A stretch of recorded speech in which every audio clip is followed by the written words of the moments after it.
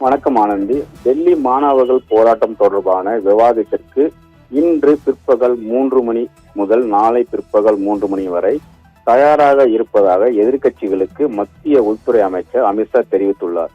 NEET வினாத்தாள் கசிவுக்கு எதிராக போராட்டம் நடத்திய மாணவர்கள் மீது டெல்லி காவல்துறையில் தாக்குதல் நடத்தியது தொடர்பான நாடாளுமன்றத்தில் மத்திய உள்துறை அமைச்சர் விளக்கம் அளிக்க வேண்டும் என தெரிவித்து எதிர்க்கட்சிகள் தொடர்ந்து அமளியில் ஈடுபட்டு வருகின்றனர். இந்நிலையில் மாணவர்கள் மீதான காவல்துறையின் நடவடிக்கை உள்பட பல்வேறு கேள்விகளுக்கு அரசு தரப்பில் அமித்ஷா பதிலளிக்க தயாராக இருப்பதாக மத்திய அரசு கடந்த திங்கட்கிழமை அறிவித்திருந்தது.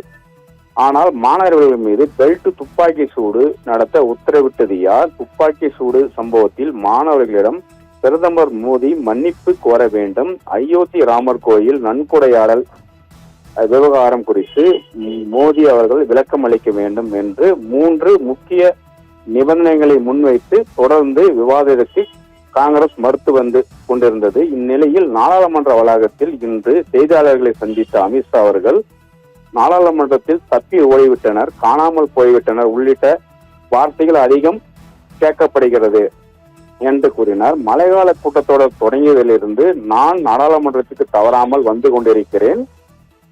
நான் என் அவையில் தான் அமர்ந்திருக்கிறேன். அதனால் எதிர்க்கட்சிகள் இரு அவைகளும் செயல்பட அனுமதிப்பில்லை என்று அமித்ஷா தெரிவித்துள்ளார்.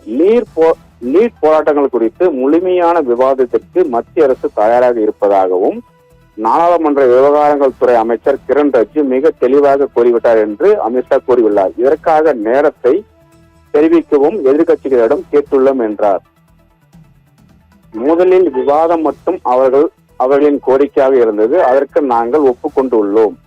மற்றபடி நாடாளுமன்றத்தில் எந்த கேள்விக்கும் பதிலளிக்க நாங்கள் தயாராக இருக்கிறோம்.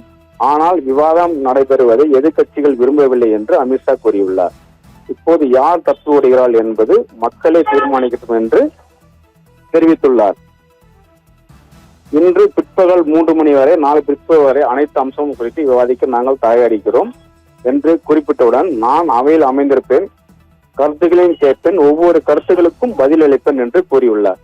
அரசு இடம் மறைப்பதற்கு எதுவும் இல்லை. மோடி தலைமையிலான தேசிய ஜனநாயக கூட்டணி எதையும் பற்றி விவாதிக்க தயாராக இருக்கிறோம் என்று தெரிவித்துள்ளார். இதற்கு உடனே ராகுல் காந்தி அவர்கள் செய்தியாளர்களை சந்தித்து மாணவர்களை சுட்டது யார் என்ற கேள்விக்கு முதலில் பதில் அளியுங்கள் என்று கூறியுள்ளார். விவாதத்திற்கு அழைத்த உள்துறை அமைச்சர் அமித்ஷாவுக்கு எதிர்க்கட்சி தலைவர் ராகுல் காந்தி பதிலடி கொடுத்துள்ளார்.